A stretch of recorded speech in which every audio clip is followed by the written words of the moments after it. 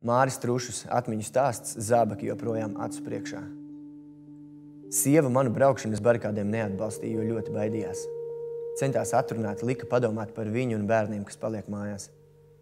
Barikādēs braucu kopā ar ļaudonu grupu un bija pie Vecmilgrāvi tilta.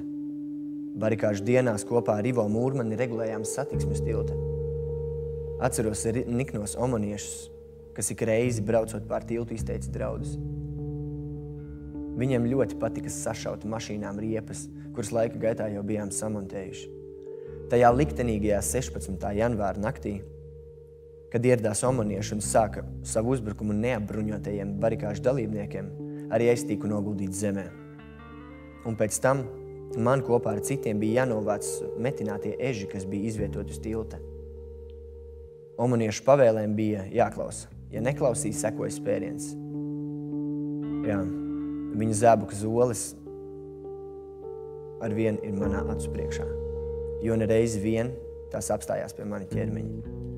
Viens omanietis pat savam komandierim sūdzējās par mani, jo redzēja, ka rāda uz pirkstu, bet par laimi šis komandieris atmeta ar roku un pagriezās.